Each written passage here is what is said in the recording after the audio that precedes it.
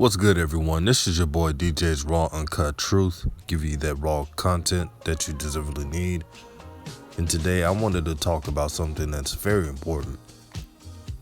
When Lonzo was with the Lakers,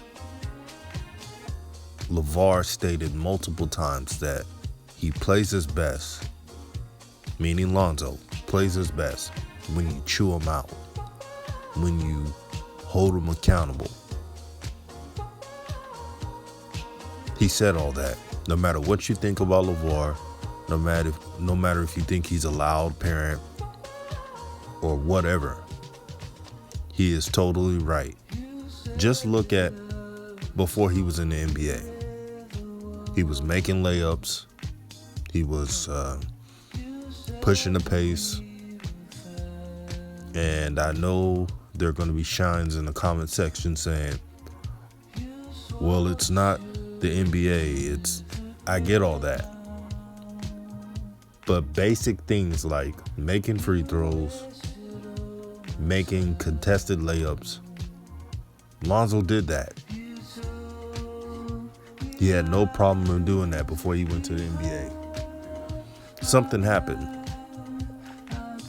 When you have a lot of injuries, like ankle injuries, and when you have coaches like Luke Walton and now Alvin Gentry, your mental capacity could be shortened. People would say, man, LaVar's too hard on his sons. He calls his sons raggedy when they mess up. He did the same thing with lamelo in AAU play. There's a reason why he does that. It's because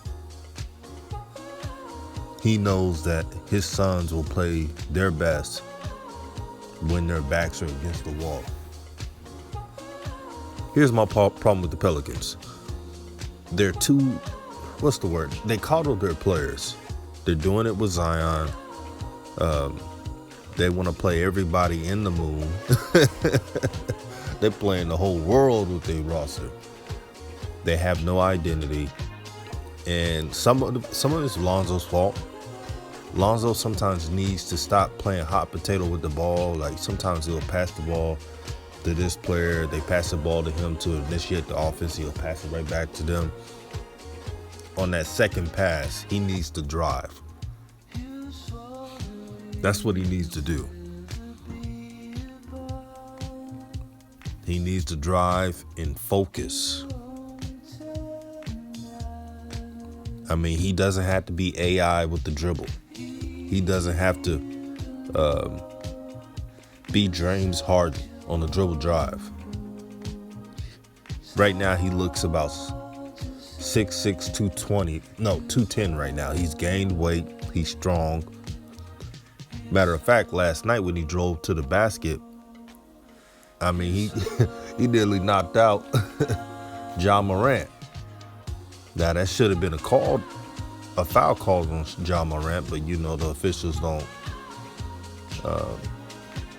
they don't call anything on Lonzo. And maybe that's the reason why he doesn't take it to the basket enough.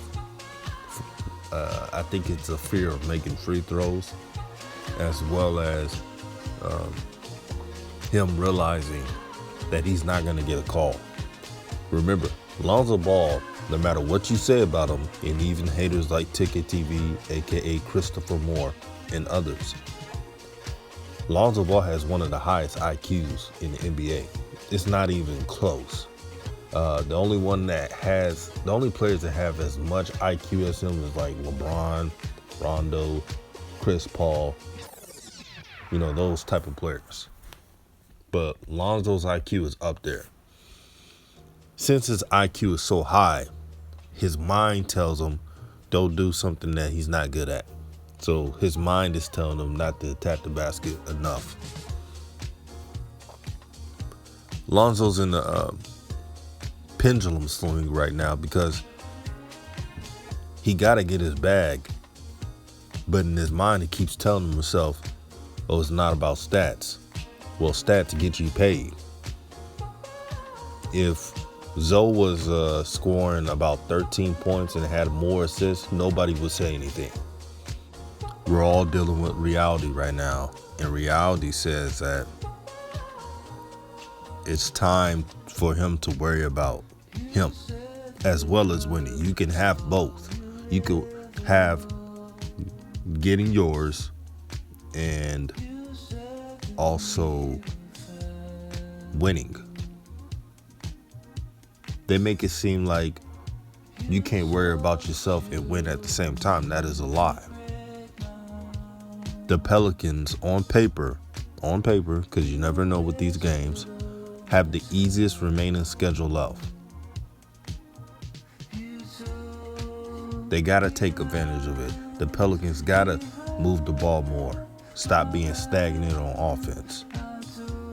They got to also push the pace. I keep seeing them settling for the half court. When they're more athletic than most teams in the NBA, it makes no damn sense. You got to push that thing, man. Like, for real. Especially Drew Holiday, man. Like, when he gets the ball, and the brother's an excellent defender, and he's really good as a shooting guard when he focuses only at shooting guard. But, man, he'll just stop what he's doing, stop the offense, and try to dance all day. But he gets away with it. No one criticizes him for that because, hey, he knows how to drive. So he gets a pass. But I see the bull. I see it. I'm not just saying, for Lonzo's sake, I'm not just saying he needs to score more so the haters can shut up. I don't really care what the haters say. I'm saying for him, just looking at film, for him to play his potential, he has to score more. And also, if you look at film, the mid-range is there. If I'm Lonzo, man, if I'm driving to that mid-range area, I'm taking my time with my release and just pulling up with that mid-range. Now, he may miss a few, but I'm telling you right now, it's there. If I'm Alvin Gentry, I'm showing him film on that all day. Now, the Pelicans need to screen better. They need to do that so Lonzo can pull up a mid-range shot. That's what I want to see. Going back to Lavar. The reason why no one wants to give Lavar any credit is because, sometimes he's been right and sometimes he's been wrong. And they look at more of what he did wrong instead of what he did right. They never like black people who are outspoken, who are not yes men, who have a ruling class mentality. They got to face the facts. Lavar doesn't think anybody rules over him. I have that same mentality. And the reason why shines like I said, Ticket TV, Christopher Moore, and others hate on brothers like this is because they have a beta male mentality and they don't know how to own anything. And I'm not surprised by that. But if you look past all the shenanigans and the TV appearances and you look at what he says, he does have a point. Alvin Gentry has to coach Lonzo like a drill sergeant, man. Sometimes you gotta cuss him out, man. Like, sometimes you gotta tell Lonzo, look, you're 200 plus pounds, 210, 6'6". Stop laying the ball up like a punk. That sometimes you gotta tell a player that. You gotta see how they respond. So we'll see what happens. But I just wanted to bring that up. Also, Lonzo needs to work out with some skill trainers. If it's not Jermaine Jackson, hopefully Clint Parks. If I'm Lonzo, I'll reach out to Clint Parks. I know people hate on Clint Parks, but he did a good job training Kawhi and others, so he knows what he's doing. There's a lot of skill trainers out there for him to choose from. I know he wants his posse to train him, and he's being loyal to them. But right now, they're not doing their job. Demo and whoever's training Lonzo, they're not doing their job. I just got to keep it real. And there's a reason why Demo has his Twitter profile on private. He's been receiving all the smoke that he's not developing Lonzo good enough.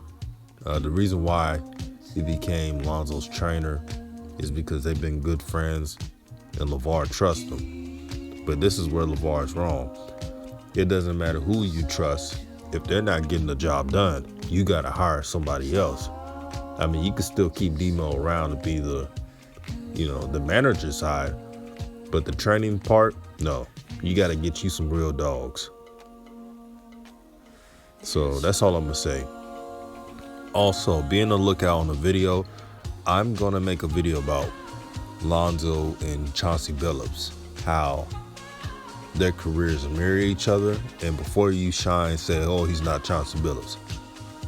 Chauncey Billups moved more teams than what Lonzo did in his whole career. He played for like 3 or 4 teams before he latched on with the Detroit Pistons. Don't forget, people call Chauncey Billups a bust, being a 3rd overall pick in the 97 draft until he shut the haters up. So be on the lookout for that video. All praise to the Most High. Love your family. Everyone, keep having the ruling class mentality. You got to have that in this world to survive. Never give up. Peace.